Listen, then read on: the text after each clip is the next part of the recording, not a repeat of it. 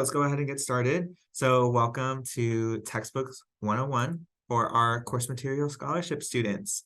So everybody in this presentation has received a $250 scholarship from the University CoOp that can be applied to your textbooks, school supplies, course materials, you name it, we got it. So let's go ahead. We're excited to talk to you guys today, but first we wanted to kind of give you guys a little introduction about the University CoOp. So the University CoOp was founded in 1896 with the mission to lower the cost of course materials for UT students.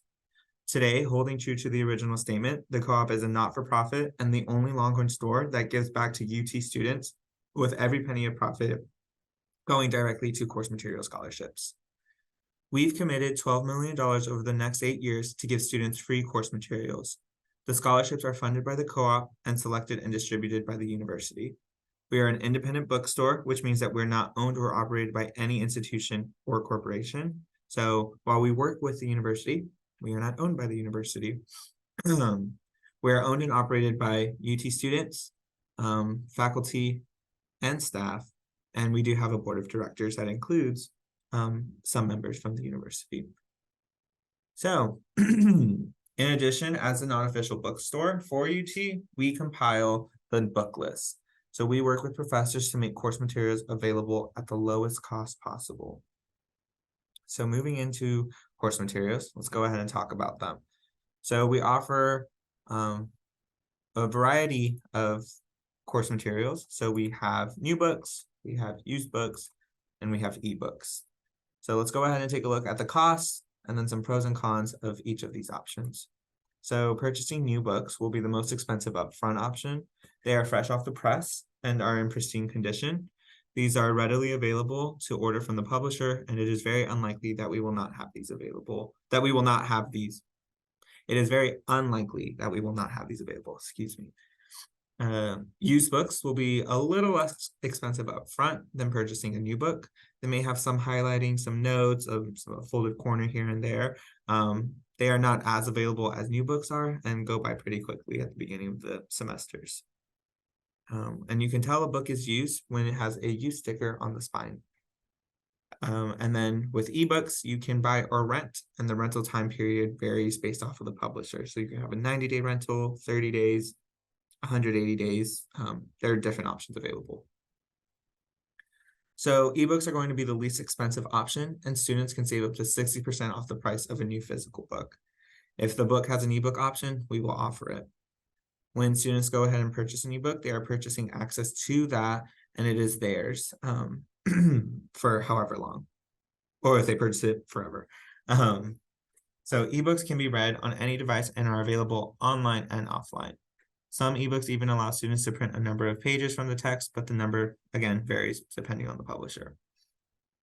We like to remind students to check their syllabus to see if their professor allows computers or tables in the classroom, because then that'll determine if an ebook is even worth it for you.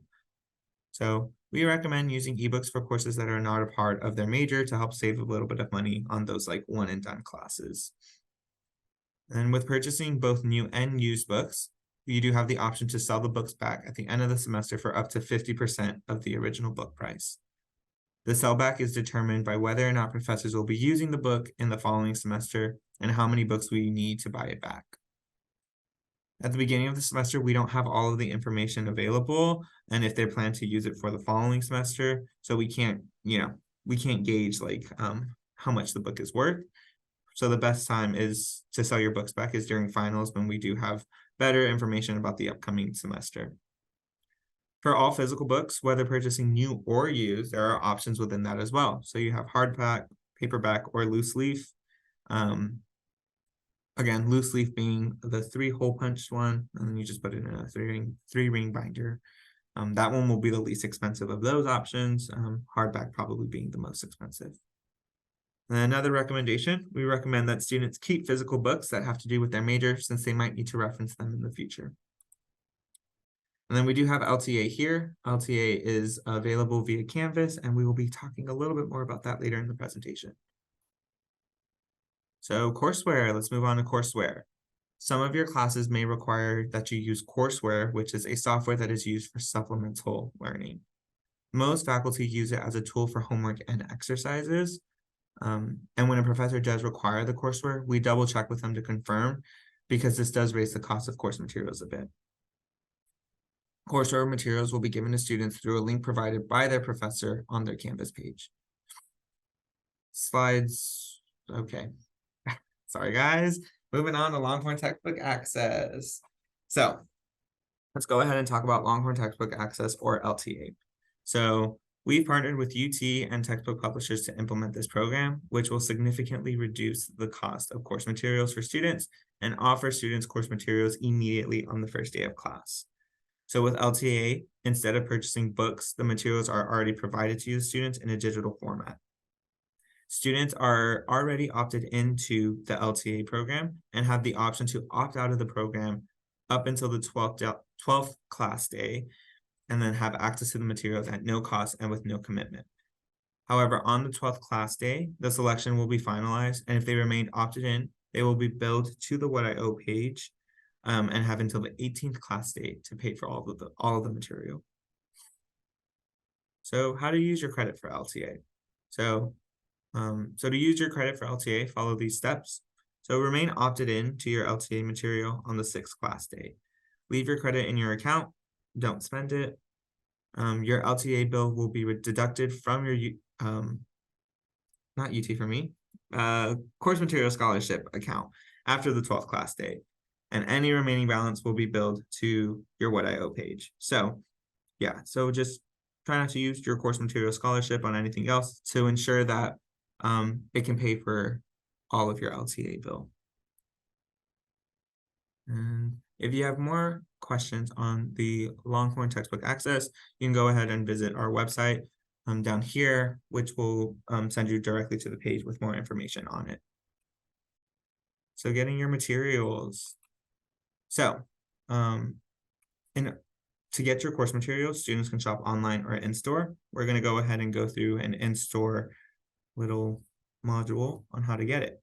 So you're going to want to log into your Canvas course page, and then select the My Textbooks tab right here on the left-hand side. It'll take you to a page that looks similar to this, that shows all the materials that you will need for that course. The option on the left, as you can see, is a Longhorn Textbook Access material. And you can see that it says that we are already opted in with the option to opt out. On the right-hand side is a traditional course material option. So to go ahead and shop those materials, you'll want to go ahead and select Compare and Purchase, and it will take you to our website.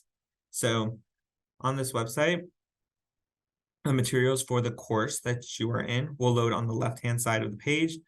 And when you select a material, all of the available options for that material will load. So you'll go ahead and see the title, you will see the author, ISBN, publisher, and the status for that class.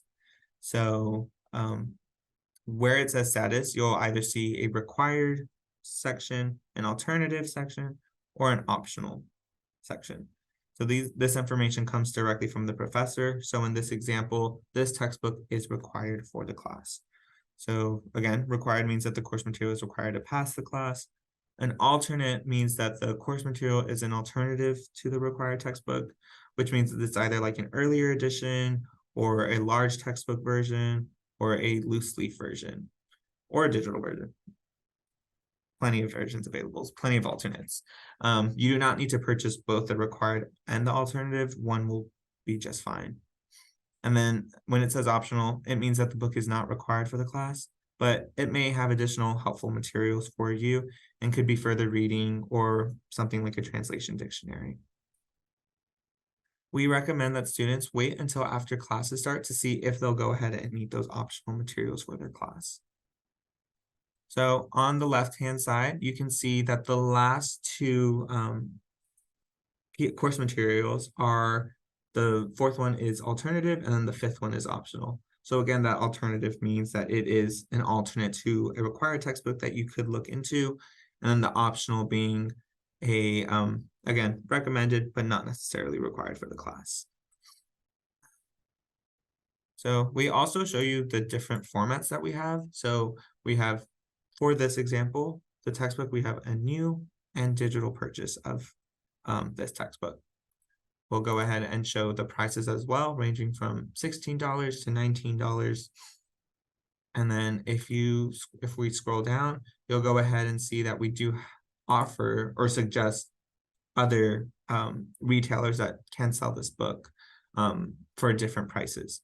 But being that this is a University CoOp course material scholarship presentation, you wouldn't be able to use those credits at these stores and really exclusively just for our stores. So again, the other note is any student with a course material scholarship, which you guys do have, will be unable to apply these funds if they choose to purchase or rent their textbooks outside of the co-op. So if you're using Amazon or Red Shelf or Vital Source, you wouldn't be able to use those funds there. All right, so order online and pick up in store for free. So it's just a little bit of tidbit. You can always do just a main store pickup order. Now we're going to move on to shopping for the textbooks in the store. So textbooks are going to be located on the academic floor downstairs from the main entrance at our store on Guadalupe. So books are going to be alphabetized by author. And you can see here that we have two options of the same book. The one on the left is a bound physical book, and the one on the right is digital. So the one on the left has a few options. Again, we have a new option for $113 and a used one for $85. But it also shows a little prompt saying that a cheaper digital version is available for $45, which is the digital text. We definitely recommend shopping early to get the most out of your options.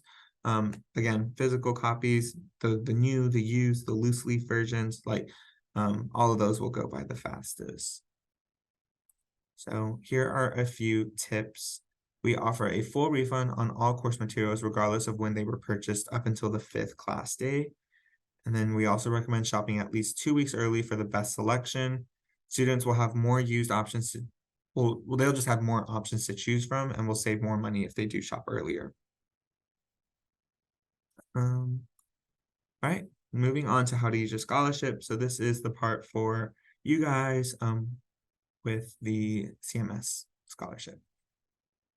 So $250 course material scholarship. This is for one academic school year or two academic semesters, and it will be preloaded into your University CoOp account. This will be available to you immediately in the fall as you start school, and you can use these funds for textbooks, for school and art supplies, for scrubs, any other separate purchases for any other items like teas or any of the merch that we do sell. We always recommend making separate purchases for those, as that will not be eligible for to be used under the course material scholarship. So we can go over this a bit later as well, but you guys should have received an email from us, a welcome email on how to create your account and everything. So this is just essentially an example of when you are ordering online and you wish to use your course material scholarship credit. Under your payment method, you'll go ahead and select invoice as your option. And that lets our system know that you are using your scholarship to pay for that purchase. This is useful for whenever you guys are trying to order your textbooks online and pick up in the main store, or just have them shipped out to you wherever you may be. So we have a few in-store shopping hours.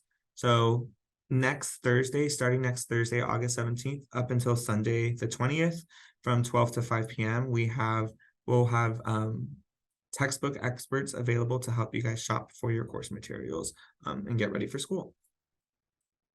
So this is the setting up account. So to create your University CoOp account and access your scholarship funds, you'll receive that welcome email.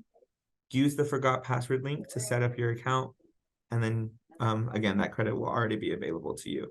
But for any purchases over $250, we do recommend shopping in the store because our system wouldn't be able to split pay, where it's like your credit covers what the credit can cover, and then paying the difference with like your credit card or debit card or whatever it may be. So we do have a resource page. If you want to go ahead and visit our universitycoop.com/university-co-op-scholarship, that'll go ahead and have more information on the course material scholarship and any other related questions. So that is the end of the presentation. We have some frequently asked questions, some FAQs for y'all here. So how do I activate my account and access my funds? Again, you want to go ahead and log in through the universitycoop.com site. Under returning customer, click forgot password. Use the same email that you received your welcome email from, and then go ahead and reset that password. How do I access my book list and when will it be available? So your book list should be available now. If you don't see your books, definitely keep on checking back, but as we are leading into the semester, it should already be available. And you can access your books through Canvas under course, under my textbooks. Oh my God. And then the last question, can I only use half of my credit this semester? So yeah, you can use as much credit as you want. You can use half of it for the fall, half of it for the spring, all of it for the fall, none for the spring, all for the spring, none for the fall. The discretion is up to you, whatever you choose to do with it. If you have any credit left over, it can roll into the new school year. Alrighty. So that concludes the presentation, but we'll go ahead and move into the questions.